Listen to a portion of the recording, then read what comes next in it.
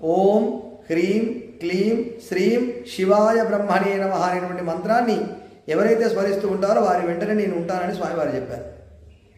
వారి వెంట నడుస్తూ ఉంటాను, వారిని కాపాడుతూ ఉంటాను, వారిని ఆపదల నుంచి గట్టెక్కిస్తూ ఉంటాను, సకల ఐశ్వర్యములు కూడా ఇస్తూ ఉంటాను.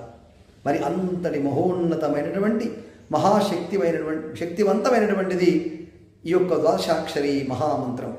అందువల్ల ప్రతి ఒక్కరు కూడా ఈ మంత్రం యొక్క విశిష్టతను, మంత్రంలో ఉన్నటువంటి శక్తిని తెలుసుకొని ప్రతి ఒక్కరూ తప్పనిసరిగా ప్రతిరోజు కనీసం 32 సార్లు ఈ యొక్క ద్వాదశాక్షరి మహామంత్రాన్ని జపించినట్లయితే సకల శుభాలు కూడా కలుగుతూ ఉంటాయి. ముఖ్యంగా వచ్చేటువంటి ఆరాధన గురు పూజ రోజున 12,000 సార్లు యజ్ఞ మహోత్సవం, అదేవిధంగా జపము చేసినట్లయితే భక్తులందరికీ కూడా స్వామివారి యొక్క దర్శన భాగ్యం కూడా లభిస్తూ ఉంటుంది. అందువల్ల ఈ యొక్క మంత్రం యొక్క విశిష్టతను, ఆ మంత్రం యొక్క శక్తిని కూడా మనం ఈరోజు తెలుసుకుందాం. ద్వాదశాక్షరి మహామంత్రం.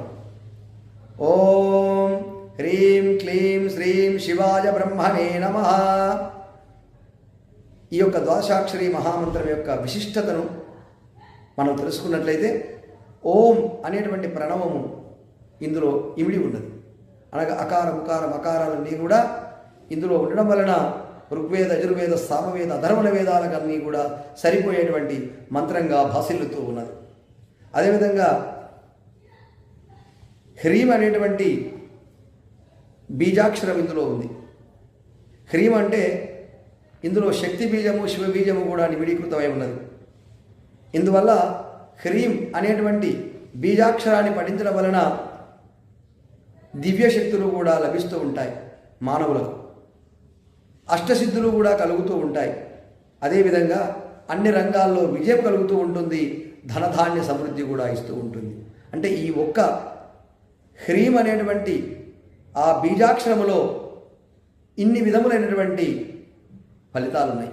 అందువల్ల ఈ యొక్క ఓం తర్వాత హ్రీం అనేటువంటి అక్షరాన్ని, బీజాక్షరాన్ని మనం పలుకుతూ ఉన్నట్లయితే అందులో శివబీజము శక్తి బీజము కూడా కూడుకున్నటువంటి ఆ యొక్క బీజాక్షరం వల్ల మానవులకు, మనకు అందరికీ కూడా సకల సంపదలు కలుగుతూ ఉంటాయి. అన్ని రంగాల్లో విజయం లభిస్తూ ఉంటుంది, దివ్య శక్తులు లభిస్తుంటాయి, అష్టసిద్ధులు కూడా లభిస్తూ ఉంటాయి. అదేవిధంగా క్లీం, ఇందులో ఇంకొక బీజాక్షరం హ్రీం తర్వాత క్లీం ఉంది. ఈ క్లీం అనేటువంటిది కృష్ణ బీజము కాళీ బీజం.